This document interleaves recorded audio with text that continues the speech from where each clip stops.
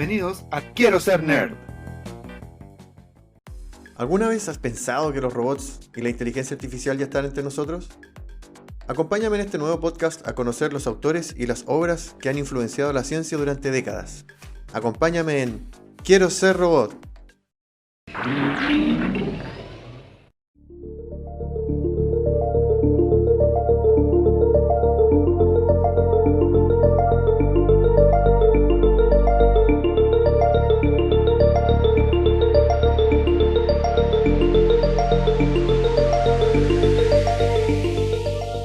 Me acuerdo que una vez me presentaron a un tipo de Bangladesh, el país. Y yo dije que entretenido, alguien de una cultura totalmente diferente. Le voy a preguntar cosas como, no sé, la comida, la religión, las costumbres, cuán diferente es Bangladesh que Chile. Él estaba trabajando acá. Y dicho y hecho, nos pusimos a conversar de cualquier otra cosa. Nos pusimos a conversar de ciencia ficción. Porque el loco era fan de ciencia ficción y yo también, así que me preguntó, oye, ¿y qué libro estáis leyendo? ¿Cuál es tu libro favorito? Y yo pensando que le estaba tirando toda la carne a la parrilla, así, lo mejorcito, le dije, mira, estoy leyendo la saga completa de la Fundación y soy súper fan de Duna. Y nos entusiasmó mucho porque en realidad me dijo, pero es que son los clásicos. Así como que, ya, obvio. Es como cuando Phoebe se reencontraba con su mamá en Friends y encontraban que tenían mucho en común porque les gustaba la pizza y escuchaban los Beatles. Y les gustaban los papis, los cachorritos. Así que fue algo parecido. Y en realidad me puse a pensar y le dije, mira, distinto. Hace poco leí Treason, Traición, de Orson Scott Card. Y ahí me dijo, sí, Orson Scott Card es de lo mejor que he leído. Y me anotó en un papelito la recomendación de él. Y tuve ese papelito dando vuelta, guardado por ahí en un bolsillo de una chaqueta, en la billetera, no me acuerdo, por un montón de rato. Hasta que vitrineando en una librería, como se hacía antes, aquí estoy hablando de principios del año 2000, antes de que uno pudiera descargar tan fácilmente el Kindle y cosas por el estilo, pillé el libro. Ese libro es El juego de Ender, Ender's Game, me había anotado el tipo de Bangladesh. Y ahí me lancé a leer eso, El juego de Ender. Muy bueno. Así que bienvenidas todas las inteligencias artificiales, bienvenidos todos los robots, bienvenidas todas las personas. Allá el 5º capítulo de Quiero Ser Robot, otro spin-off del podcast Quiero Ser Nerd, donde les converso de ciencia ficción de robots, de cyborgs y de inteligencia artificial, y si es que alguna de estas obras de repente puede influenciar a la ciencia moderna. Recapitulando rápidamente los anteriores capítulos, en el capítulo 1 hablamos de los robots de la Fundación de Isaac Asimov, en el capítulo 2 hablamos de cyborgs en el manga Alita de Yukito Kishiro, en el capítulo 3 les conversé de la trilogía del Sprawl.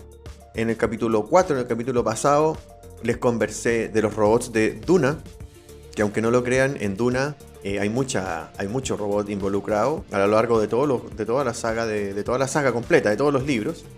Y como les comentaba, capítulo de hoy, vamos a hablar de El juego de Ender. El juego de Ender consta principalmente de 4 novelas. El juego de Ender es la primera, después viene La voz de los muertos, luego viene Ender el Genocida y la última se llama Hijos de la Mente. Estas 4 novelas forman la saga principal del juego de Ender. El primer libro fue adaptado a una película donde actúa ni más ni menos que uno de los favoritos de Quiero Ser Nerd, Harrison Ford, haciendo el papel ahí de uno de los generales, de uno de los actores principales que va guiando a Ender, el personaje principal. Ahí les voy a ir contando más o menos de qué se trata. Y además hay otra saga de libros de historias paralelas o de lo que le pasa a otros personajes secundarios de la historia. Esta saga de libros se llama La sombra de Ender. A diferencia de otros capítulos de Quiero Ser Robot, al fin, aquí les puedo decir que me leí los 4 libros de la saga principal, que es de la que vamos a hablar, y sí vi la película. Ahora sí puedo hablar de todas las obras asociadas a El juego de Ender. Ahora, como siempre, para que no solo se queden con lo que yo les voy a decir en este capítulo y vean lo realmente bueno que son estos libros. El primero, El juego de Ender, ganó el premio Nebula a la mejor novela de ciencia ficción el año 85 y el premio Hugo el año 86. El segundo libro, La voz de los muertos, ganó premio Nebula el 86, premio Hugo el 87 y Locus también el 87 a las mejores obras de ciencia ficción. Y los dos últimos, a pesar de que no ganaron premios, sí fueron nominados por lo mismo. En particular, a mí me gustan mucho estos libros porque realmente es una de las obras donde mayor originalidad, creo yo, que el autor le ha dado a cómo debería ser o cómo podría llegar a ser la interacción entre humanos y razas extraterrestres. Aquí realmente los extraterrestres y los mundos extraterrestres son, pero completa y absolutamente distintos a lo que tenemos nosotros los humanos. Y es una de las cosas más relevantes de la historia, que van desarrollando al personaje principal y a los personajes que están alrededor de él y a cómo interactúan unos con otros, y llega a ser un hilo conductor muy importante en toda la trama de la historia de estos 4 libros. A medida que avance este capítulo les voy a ir contando más detalles, como siempre sin contar ningún spoiler, pero como adelanto les voy a comentar que se habla de la gran diferencia en cómo se comunican algunos entes extraterrestres, cómo se reproducen, cómo es el ciclo de vida y cómo es la simbiosis entre los distintos organismos de un planeta y las razas que lo habitan para, como les comentaba yo, se vaya desarrollando la historia. Y como no, estamos en este podcast Quiero Ser Robot. Uno de los personajes principales y donde yo me voy a tener que concentrar en la historia es Jane, una inteligencia artificial que va ayudando a Ender a lo largo de la historia, y debido a la gran capacidad que tiene ella para razonar, para procesar información, es que se logra desarrollar la historia de esta gran obra. A modo de trivia les puedo comentar que el primer libro, El juego de Ender, que tiene la mayor orientación militar, por llamarlo de alguna manera, tiene, no sé, 2/3 de la historia están asociados a historias militares. Es incluso hasta el día de hoy recomendado como lectura en algunas escuelas militares, en algunas organizaciones militares, porque puede ayudar a los estudiantes a lidiar mejor con toda la complejidad que implica estar en una escuela militar, así como puede llegar a ayudar al trabajo en equipo y a la forma en que se estudian estrategias de combate. Harto de eso se puede ver, por ejemplo, en la película. Es bien entretenida desde ese punto de vista la película. No creo que fue una gran adaptación al libro por lo complejo que puede llegar a ser la parte final del libro. No se preocupen, no van a haber spoilers. Pero sí, la película es súper entrete y ayuda a reflejar toda esta parte militar, como les comentaba yo, del primer libro. Hoy les voy a ir repasando rápidamente más o menos de qué trata cada libro. Pero principalmente voy a irme enfocando en Jane, la inteligencia artificial, y cómo es de relevante ella en la historia, y cómo veo yo que es un gran ejemplo de cómo se podría tratar en el futuro las inteligencias artificiales junto con el análisis de Big Data. Realmente sin el apoyo de esta inteligencia artificial en esta historia no se podría haber resuelto los grandes problemas a los que se ve enfrentada la humanidad. Bueno, y con toda esa linda introducción que ya les hice, les voy a empezar a contar ahora libro a libro más o menos de qué va cada cosa, a ver si se entusiasman a leerlo. Bueno, El juego de Ender fue escrito el año 85 por Orson Scott Card, como les dije al principio, y es una novela militar. Partió siendo una historia corta, el año 77, y así como les comenté que algunos libros envejecen bien o envejecen mal, como les comenté por ejemplo que en el caso de la Fundación o en muchas de las historias de Isaac Asimov hay unos computadores tan grandes que parecen ciudades, lo cual no envejece muy bien. Y así como por ejemplo en el caso de Duna envejece muy bien porque el autor fue muy hábil según yo y dejó de lado cosas como computadores y cosas tecnológicas que él también se daba cuenta que podrían haber envejecido mal, por llamarlo de alguna manera. Orson Scott Card hace algo un poquito más radical, por decirlo de alguna manera, y él reescribe sus obras cuando él siente que no han envejecido muy bien. Entonces, a pesar de que este libro originalmente es del año 86, por tratar muchos temas relacionados con la Guerra Fría, él lo vuelve a escribir el año 91. Hay una versión actualizada del año 91 que es la que lo más probable todos podrían encontrar hoy en día disponible para leer. Siendo esta la primera obra de la saga del juego de Ender, de los 4 libros que les vengo comentando, aquí se plantea el universo o las bases o las reglas del universo inicial, y se trata que la humanidad viene de vuelta de una guerra que ganamos casi de suerte por la obra de un gran combatiente llamado Mazer Rackham. Al inicio de la historia no es tan relevante Mazer, pero más adelante se reencuentra con Ender y ahí les voy a contar por qué es importante. Esta guerra, se me olvidó decir, fue contra una raza alienígena.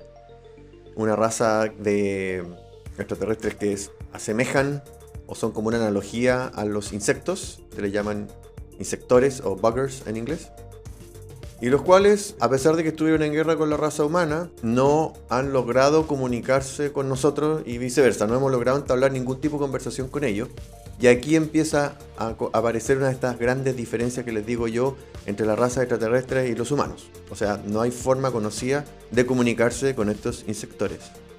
Ahora, debido a que hemos ganado hasta ahora en la historia, como se presenta al inicio del libro, solo ciertas batallas o batallas importantes, pero no se ganó por completo la guerra, porque los insectores siguen estando en el espacio, en alguna parte, es que se vive al principio del primer libro una suerte de histeria colectiva o de que existe este temor latente de que vuelvan a aparecer e invadir los insectores.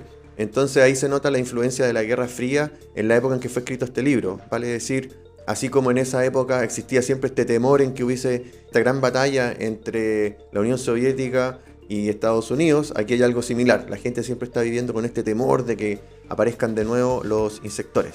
Debido a lo mismo, el gobierno de la Tierra se ha unificado, como en muchas obras de ciencia ficción que conocemos con alguna amenaza extraterrestre, hay un solo gobierno globalizado, y los niños que presentan potencial para ser buenos estrategas militares comienzan a ser estudiados desde una edad muy temprana, menor a los 10 años, donde tienen un artefacto cerca de la nuca que permite que la milicia los pueda estar monitoreando y sabiendo cómo interactúan con sus pares. Y de esta manera empezar a buscar desde muy temprana edad posibles candidatos a ser estrategas militares. Por otro lado, y debido a la sobrepoblación que existe en la Tierra, las familias solo están autorizadas a tener 2 hijos como máximo. Algo muy similar a lo que está ocurriendo o lo que ya viene ocurriendo, por ejemplo, en países como China, donde para ir controlando la sobrepoblación, el Estado, el gobierno, la nación, tiene un límite de la cantidad de hijos que puedan tener. No olvidemos que hasta hace muchos años atrás, incluso solo estaban habilitados los matrimonios a tener un solo hijo en China, y eso se cambió hace poco. Ok, una de las familias de lo que yo les vengo comentando es la familia del personaje principal, Ender, que en realidad se llama Andrew Wiggin. Y a pesar de lo que les acabo de decir, él es el tercer hijo de un matrimonio, de una familia. Debido a que encontraron tanto potencial en los 2 hermanos mayores de Ender, pero que al final por distintos motivos no pudieron ser escogidos para la academia militar, es que los papás de Ender les dieron la posibilidad de tener un tercer hijo. Esto, para la etapa inicial del libro y para la etapa inicial en la vida de Ender, cuando parte el libro él tiene 6 años, es muy contraproducente para el personaje principal y una de las tantas cosas que van forjando su carácter y su personalidad. Dicho sea de paso, aprovecho de comentar que esta es una de las sagas de libros donde yo he leído el mayor desarrollo de personaje, debido a que parte con 6 años y en el final de los libros termina anciano. Entonces, desde ese punto de vista, es súper entretenido ver cómo se va forjando la personalidad del personaje y asimismo cómo uno como lector se va, no sé, por una suerte de que se va encariñando con él. Entonces, volviendo al tema de que es un tercer hijo, él en realidad es objeto de que lo apunten siempre tanto sus compañeros, sus profesores, sus mismos familiares. El hermano mayor, Peter Wiggin, es un personaje relevante en la historia, le hace bastante, no sé, digamos bullying, lo molesta bastante. Llega a ser un poco cruel con su hermano Ender, porque en la etapa en que parte la historia le tiene bastante envidia, porque él sabía que él podría haber sido uno de los candidatos a la escuela militar y a tratar de ayudar a la Tierra, lo cual es considerado muy importante en la sociedad de estos libros, así que le tiene envidia a Ender. Y asimismo, a lo opuesto, la hermana de Ender, que es Valentine, es la que lo ayuda a sobrellevar todos estos problemas que tiene tanto en el colegio como por su hermano mayor. Así que al inicio de la historia estamos viendo cómo estas entidades militares están analizando a Ender, y asimismo estamos viendo cómo Ender está relacionándose en el colegio, y al poco rato de que uno está leyendo la historia, la milicia en realidad decide que no. Lamentablemente este tercer hijo de esta familia no era el indicado, a pesar de que hay gente de la milicia que sí, que se da cuenta que lo es, pero termina siendo descartado para la posibilidad de ir a la milicia, lo cual es una tragedia para la familia porque tenían un tercer hijo. Es un gran problema, es una de las tantas situaciones donde el pobre Ender se nos empieza a deprimir. Sufre bastante a lo largo de todos los libros Ender, uno siente bastante empatía por él. Y una vez que le sacan este artefacto donde lo estaban estudiando desde la milicia, queda desprotegido, ya no lo están monitoreando. Así que los compañeros de una sociedad que, por lo que se plantea aquí, como está muy militarizada, tiene gente bastante violenta. Hay compañeros que ya le tenían mala por el hecho de ser tercero y por otras cosas más que se van planteando en el libro, que deciden que le van a dar una golpiza. Y es el resultado de esta golpiza, lo cual hace que la milicia se vuelva a dar cuenta, a pesar de que ya no estaba monitoreado, se enteran de cómo es el resultado de esta golpiza, se dan cuenta de que sí es un candidato a la escuela militar. Así que por un lado todos felices, Ender logró entrar a la escuela militar, va a seguir el libro, va a seguir la historia, vamos a poder tener películas con Harrison Ford, todo súper bien.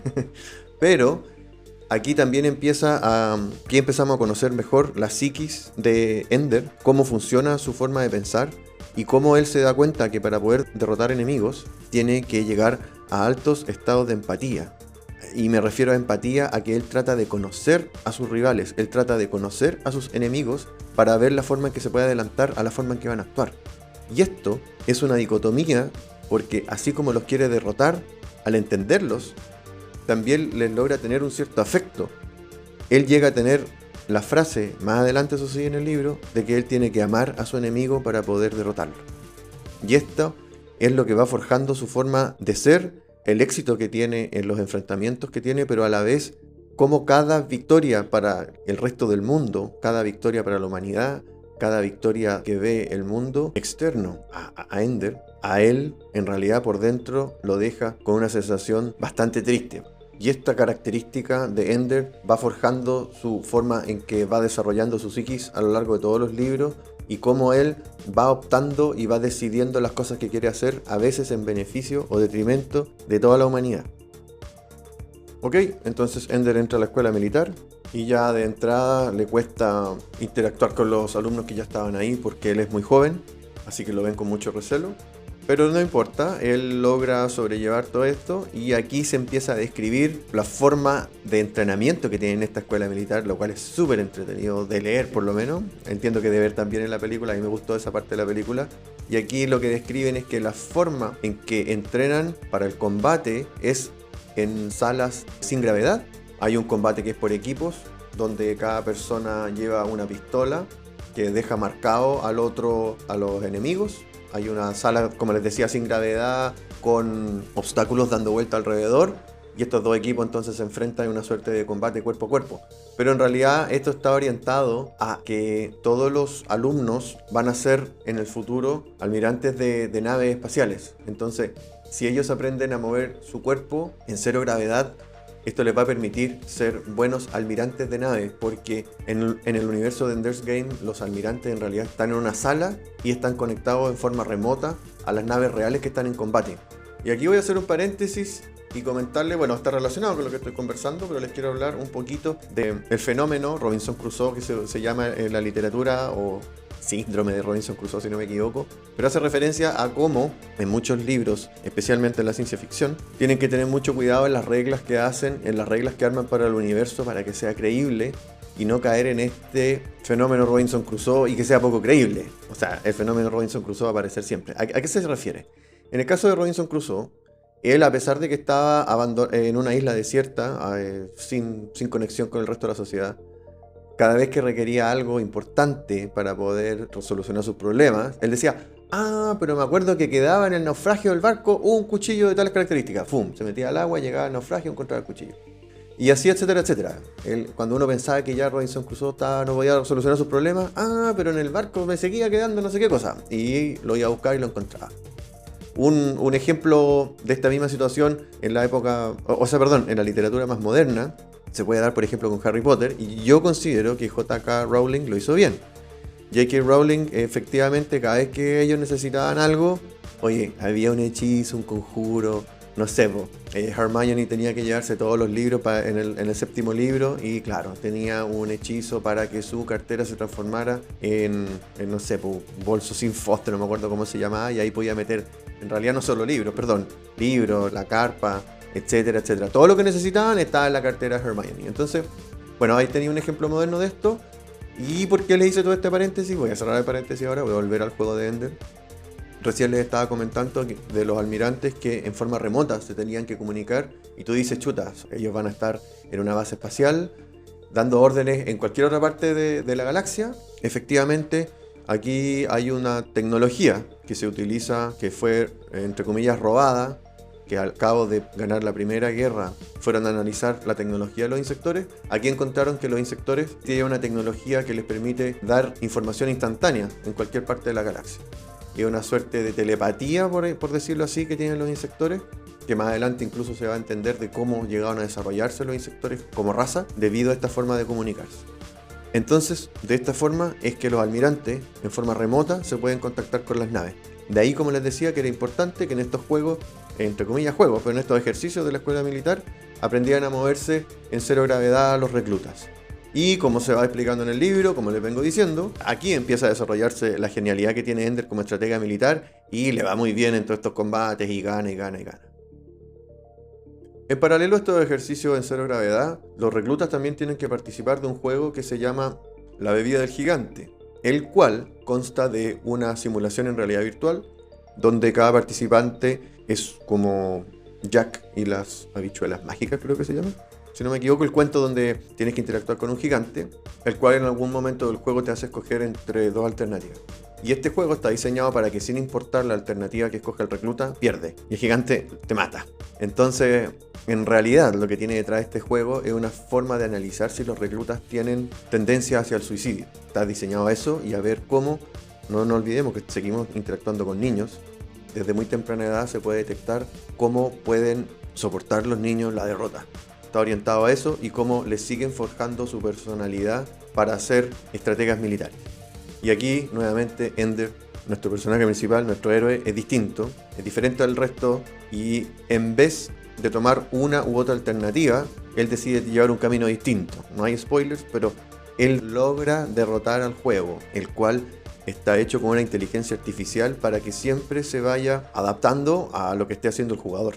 Entonces por eso necesita una realidad virtual este juego, pero Ender de todas maneras la logra derrotar. Es parte importante para lo que sigue pasando en el resto de los libros, así que quedémonos con eso. Ender derrota al juego de la bebida del gigante. En esta parte del libro también se va contando los lazos que va formando Ender con distintos reclutas de la escuela militar, lo cual, como les comenté al principio, ayuda para hacer esta otra saga de libros de la sombra de Ender, que sigue contando lo que hacen estos reclutas posterior a la escuela militar una vez que todos se gradúan. Y también estas otras obras cuentan lo que están haciendo los hermanos de Ender en la Tierra, lo cual algo se cuenta también en el juego de Ender y es bien entretenido porque ellos van armando toda una intriga política para lograr mantener el equilibrio de este gobierno unificado que tiene la Tierra. Ok, pero volviendo a Ender, y debido a sus buenos resultados en la academia militar, ya pasa al siguiente nivel, se gradúa de los ejercicios sin gravedad y ahora comienza simulaciones de combate ya con naves contra insectores. Él queda como líder de un grupo de otros jóvenes que fue sus aliados durante los ejercicios de sin gravedad y empieza también a ganar todas estas simulaciones de combate contra los insectores. Y es en esta etapa de su desarrollo militar donde queda bajo el alero de Macer Rackham, que les comenté yo que es el que había logrado derrotar a los insectores de la Primera Guerra.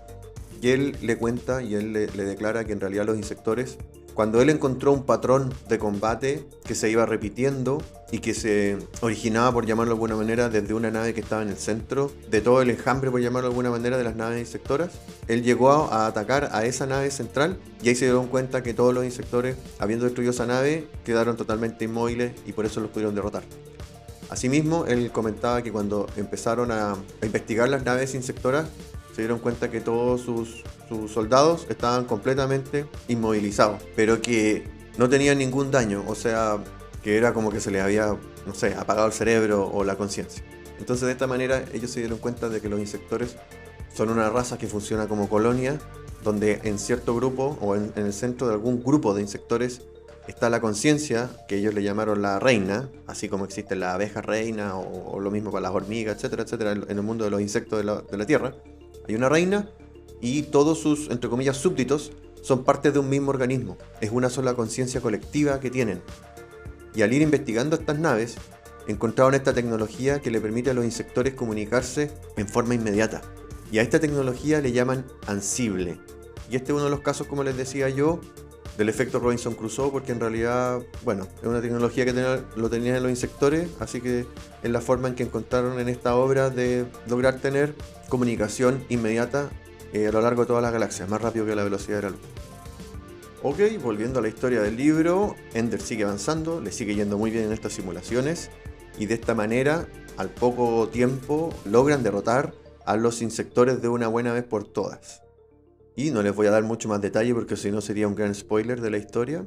Así que quedé ahí un poco confuso con la explicación. Pero no se preocupen, lean el libro, les va a encantar. Ok, así que Ender ganó la guerra, es un héroe para toda la humanidad. Sin embargo, como yo les había comentado, él llegó a niveles tan grandes de empatía que él es el único que no está feliz por la derrota de los insectores. Porque, como les comenté antes, él llegó a quererlos, él llegó a amar a su enemigo para lograr entenderlo y derrotarlo.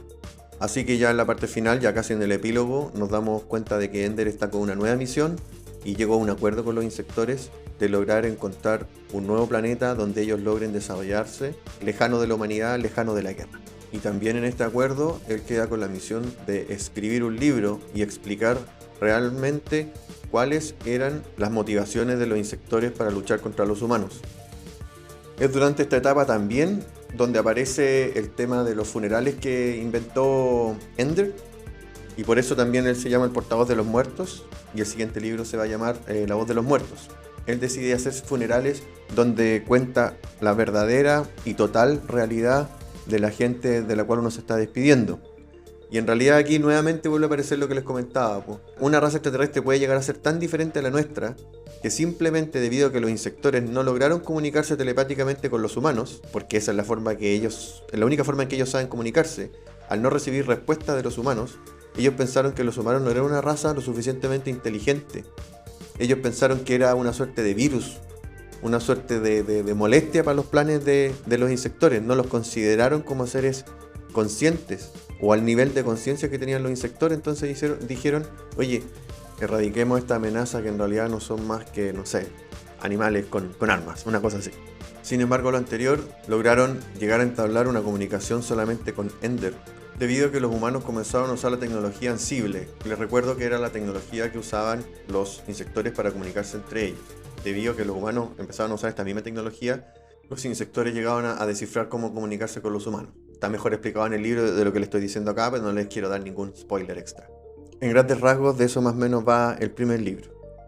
Y como les comenté también, existe una adaptación a una película del año 2013, dirigida por Gavin Hood, y que tiene a Harrison Ford como uno de los actores principales, y que logra mostrar muy bien toda la parte visual, toda la parte de alta acción de todos los ejercicios militares y todos los combates militares que ocurren en el libro, que son bien entretenidos, pero que cae en la complejidad de poder mostrar en la pantalla grande toda la parte de telepatía, toda la parte de conversaciones internas, de análisis de la psiqui que ocurre tanto de los personajes terrícolas y extraterrestres.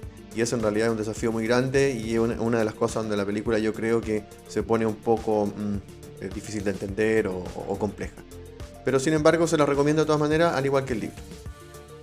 Ok, y ahora ya me voy a pasar a los siguientes libros. Hablo en plural porque el arco argumental del juego de Ender es un poquito particular y diferente, y en los otros tres el gran arco argumental es prácticamente uno solo, así que lo voy a describir en forma general para todos los libros juntos. Y la historia principalmente transcurre en una colonia llamada Lusitania, donde existe otra nueva raza de seres pensantes que se llaman Cerdis en español, Piggies en inglés si no me equivoco, donde existe un virus mortal que se llama Descolada, que realmente lo que hace es desarmarte a nivel molecular. Así de complejo es, que tiene una tasa de mortalidad muy alta. Ahora la relación entre los Piggies, los habitantes originales de este planeta, y los terrícolas es muy buena. Están trabajando juntos con bastante cordialidad. Los humanos les están mostrando de a poco avances que los Cerdis no tenían, hasta que uno de los científicos que trabaja de la mano en la misma sociedad de los Cerdis amanece totalmente descuartizado y fue, cercenado completamente por los Cerdis. Así que debido a este problema, la comunidad de la Tierra que está colonizando los planetas se da cuenta que es un mundo hostil, va a ocurrir un gran problema y una posible subordinación o un trato diferente o contraproducente para los Cerdis. Así que Ender, nuestro héroe, decide ir para allá y tratar de solucionar todos los problemas que están ocurriendo ahí, junto a nada más y nada menos que a Jane. Al fin, recién, en La voz de los muertos, a pesar de que vamos a darnos cuenta de que estaba presente en el juego de Ender, aparece nuestra inteligencia artificial. ¿Por qué estoy hablando en este podcast de esta saga de libros? Nuestra personaje Jane. Bueno, Jane nació desde el juego del gigante que aparecía en el juego de Ender, que debido a que tenía un alto nivel de complejidad como inteligencia artificial para lograr ir desarrollando nuevos escenarios para que los jugadores siempre perdieran, como yo les decía, unido, esta gran inteligencia artificial, unido a toda la información que estaba en la red de ansibles. Yo les comentaba que el ansible era esta forma de comunicarse que los humanos le copiaron a los insectores en forma inmediata a lo largo de toda la galaxia. Entonces la forma de comunicarse es tan grande, el big data que se genera en esta historia es tan grande, que unido a esta inteligencia artificial tan inteligente hace que se pueda formar este nuevo ser vivo. En realidad se retrata a Jane como un ser vivo en esta obra.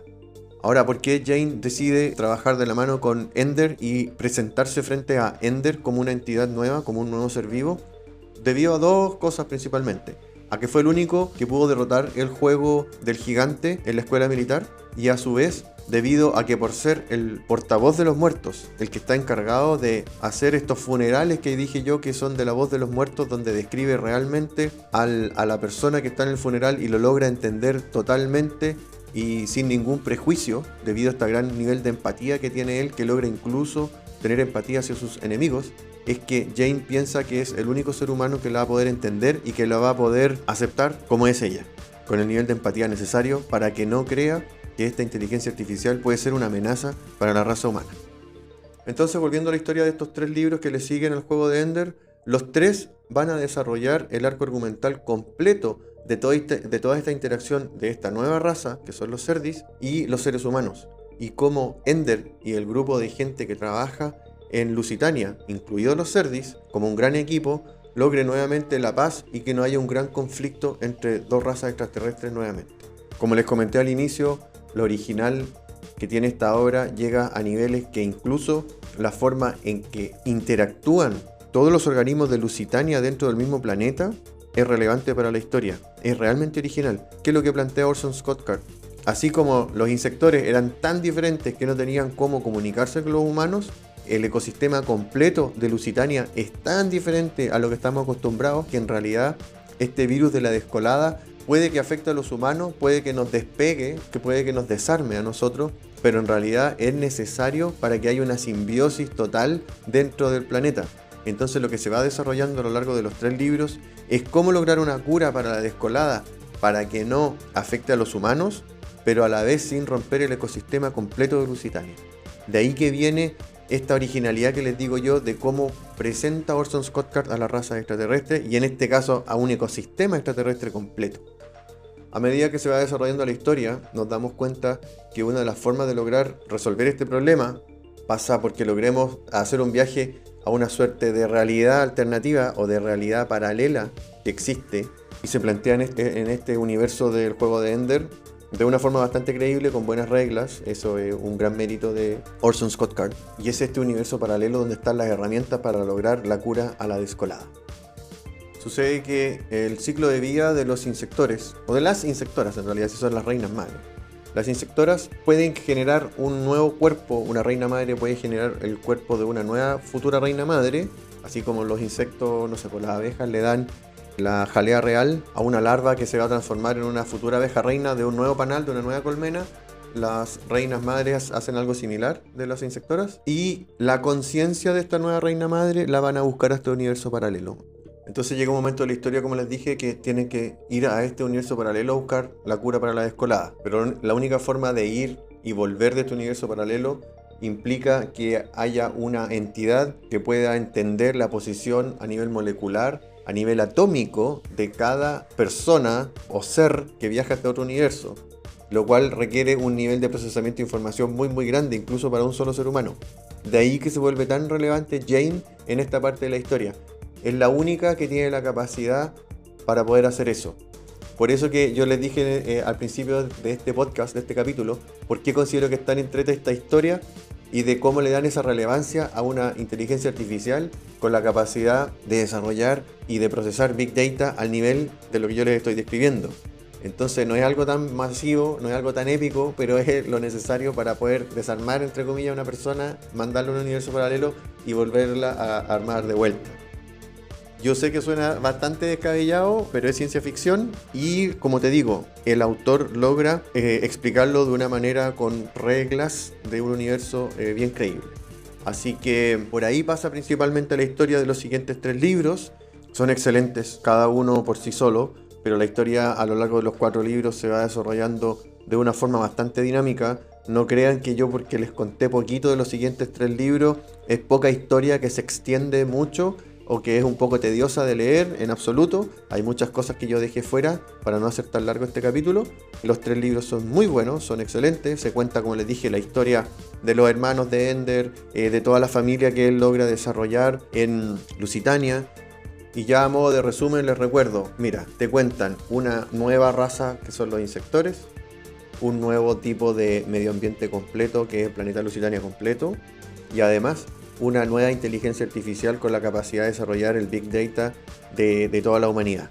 Así que de todas maneras que es una gran obra de ciencia ficción, totalmente recomendado. No se queden solo con la película, porque hay gente que no le ha gustado lo que yo ya les describí, que es difícil de contar en una película. El libro es muy superior para mi gusto que esa adaptación, y de todas maneras que lo van a disfrutar y les va a encantar. Así que esa es mi recomendación y el capítulo de hoy. Espero que estén todos muy bien y ya nos veremos para el capítulo número 6. Chao, chao. Muchas gracias por escucharme.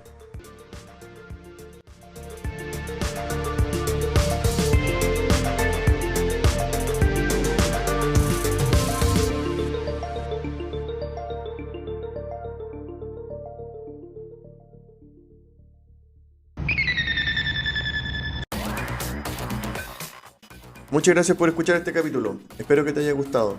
Quiero ser robot es otro spin-off del podcast Quiero ser nerd, así que también lo puedes escuchar en tu plataforma de podcast favorita, así como en el canal de YouTube de Quiero ser nerd. Y ahí también aprovecho de recordarles que pueden seguir el canal de Instagram de Quiero ser nerd, donde pueden dejar comentarios y encontrar mayor información acerca de lo que hablamos en este y en todos los otros capítulos. Así que por favor síganos y compártalo con sus amigos para que puedan conocer mayor información de todos estos temas que conversamos acá. Eso, muchas gracias.